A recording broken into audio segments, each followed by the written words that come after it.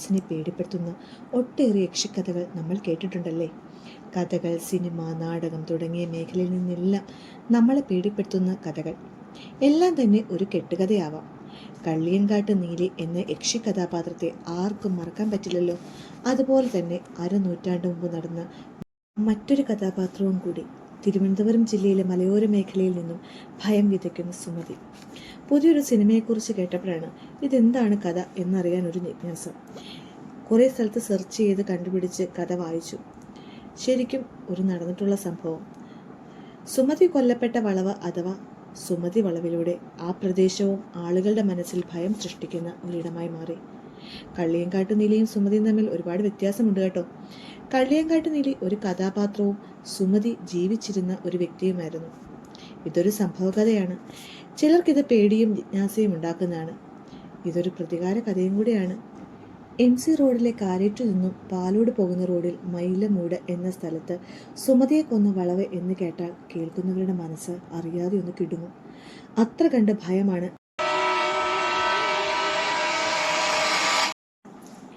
65 വർഷം മുമ്പ് കൊല ചെയ്ത സുമതി എന്ന ഗർഭിണിയായ യുവതിയുടെ ആത്മാവ് ഗതി കിട്ടാതെ ഇവിടെ അലഞ്ഞു തിരിഞ്ഞു നടക്കുന്നുവെന്ന വിശ്വാസമാണ് ആ ഭയത്തിന് കാരണം. ഇന്നും ആ ഭയത്തിന് ഒരു കുറവും വന്നിട്ടില്ല എന്നുള്ളതാണ് യാഥാർത്ഥ്യം.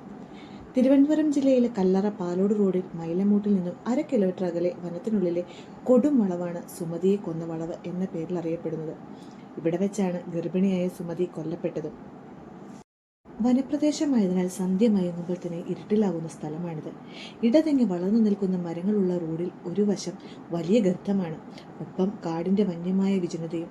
ഇതിനൊപ്പം പൊടുക്കും തൊങ്ങലും വെച്ച് പ്രചരിക്കുന്ന കഥകൾ കൂടിയാവുമ്പോൾ എത്ര ധൈര്യശാലിയായാലും ഈ സ്ഥലത്തെത്തുമ്പോൾ ഒന്ന് മനസ്സ് കിടുങ്ങും. സുമതിയുടെ പ്രയത്നത്തെക്കുറിച്ച് അറിയാതെ തന്നെ നമ്മുടെ മനസ്സിലേക്ക് എത്തുകയും ചെയ്യും, പ്രത്യേകിച്ച് രാത്രി കാലങ്ങളിൽ. ആരാണ് സുമതി? സുമതിയെ കൊന്നത് എന്തിനായിരുന്നു? തിരുവനന്തപുരം ജില്ലയിൽ കാരേറ്റ് ഊന്നൻപാറ പേഴുമൂടായിരുന്നു സുമതി എന്ന സുമതിക്കുട്ടിയുടെ സ്ഥലം. കൊല്ലപ്പെടുമ്പോൾ 22 വയസ്സായിരുന്നു പ്രായം. വളരെ സുന്ദരിയായിരുന്നു സുമതി. വെളുത്ത് വടിവൊത്ത ശരീരം, ഒത്ത പൊക്കം, കണങ്കാൽ വരെ നീണ്ടു കിടക്കുന്ന മുടി, കരുനീല കണ്ണുകൾ. ഇതൊക്കെയായിരുന്നു സുമതിയെ നേരിട്ട് കണ്ടിട്ടുള്ളവർക്ക് പറയാനുണ്ടായിരുന്നത്. ഒരു യക്ഷിയാവുമ്പോൾ ഈ പറയുന്ന വർണ്ണനയൊക്കെ വേണമല്ലോ.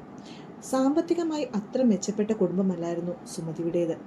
അയൽവാസിയും വകയിൽ ബന്ധുവുമായ രത്നാകരന്റെ വീട്ടിൽ അടുക്കള ജോലിയിലും മറ്റും സഹായിക്കാനായി സുമതി പോകുമായിരുന്നു. അന്ന് 24 വയസ്സായിരുന്നു രത്നാകരന്റെ പ്രായം. സുമതിയുടെ സൗന്ദര്യത്തിൽ മയങ്ങിയ രത്നാകരൻ സുമതിയുമായി പ്രണയത്തിലാവുകയും രത്നാകരന്റെ ഇടപെടലിൽ സംശയമില്ലാതെ സുമതിയും ആ പ്രണയം ആസ്വദിക്കുക തന്നെ ചെയ്തു. ആ ബന്ധം വളരുകയും സുമതി ഒടുവിൽ ഗർഭിണിയാണെന്ന് അറിയുകയും ചെയ്തു. ഗർഭിണിയാണെന്ന് അറിഞ്ഞതോടെ സുമതിയെ ഒഴിവാക്കാൻ രത്നാകരൻ ശ്രമം തുടങ്ങി.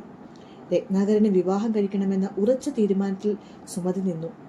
ഉടൻ വിവാഹം നടത്തണമെന്ന് സുമതി രത്നാകരനോട് ആവശ്യപ്പെടാനും തുടങ്ങി. സുമതിയുടെ നിർബന്ധം സഹിക്കവയ്യാതെ രത്നാകരൻ സുമതിയെ എന്നേക്കുമായി ഒഴിവാക്കാൻ തന്നെ തീരുമാനിച്ചു.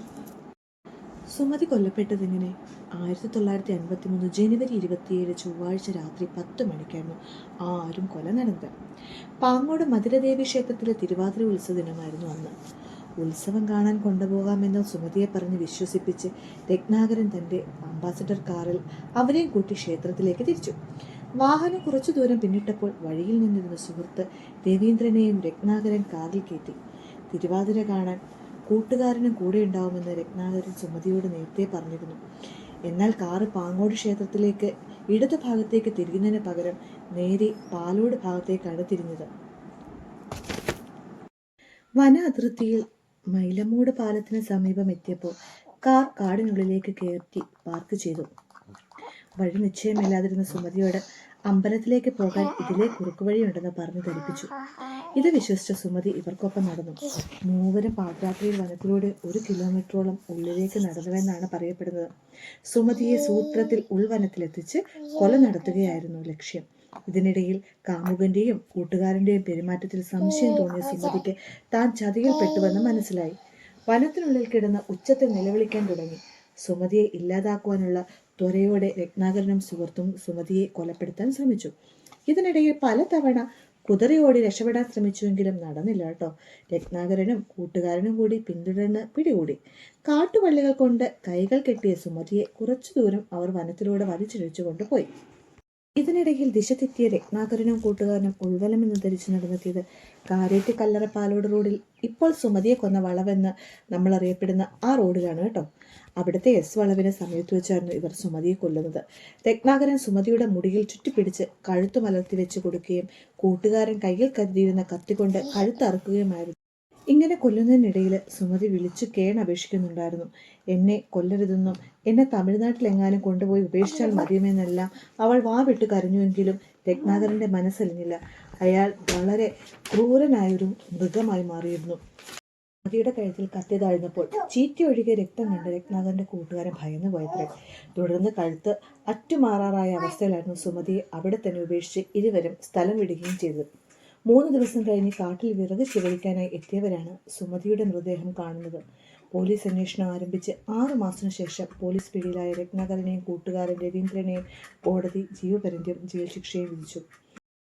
ഈ കൊലപാതകത്തോടെയും അത് വാർത്തയായതിനു പിന്നാലെയും മൈലമ്മൂട് എസ് വളവ് നാട്ടുകാർക്ക് സുമതിയെ കൊന്ന വളവായി. കൊല ചെയ്യപ്പെട്ടത് ഗർഭിണിയായതിനാൽ ഇവിടം അറുംകൊലയുടെ വാസസ്ഥലമായി. നാട്ടുകാരുടെ സംസാരങ്ങളിലൂടെയും ഇത് പ്രചരിച്ചു. ഇതൊരു കെട്ടുകഥയല്ലല്ലോ, ജീവിതത്തിൽ നടന്നൊരു കഥയാവുമ്പോൾ ചെറുതായിട്ടൊക്കെ നമുക്കൊരു പേടിയൊക്കെ തോന്നുമല്ലേ. ചില കഥകൾ അങ്ങനെയാണ്, നമുക്ക് കെട്ടുകഥയായിട്ടോ അല്ലാതെയൊക്കെ തോന്നാം. നമ്മുടെ മനസ്സിൽ ആഴത്തിൽ യക്ഷി പ്രേതം എന്നൊക്കെയുള്ള ആ ഒരു മിത്ത് കിടപ്പുണ്ട്. അതുകൊണ്ടാണ് നമുക്ക് അങ്ങനെ തോന്നുന്നത്. ചിലപ്പോൾ ഭയം തോന്നാം. ആരും ഭയപ്പെടേണ്ട കേട്ടോ. നമുക്ക് വീണ്ടും ഒരു വീഡിയോ ആയിട്ട് കാണാം.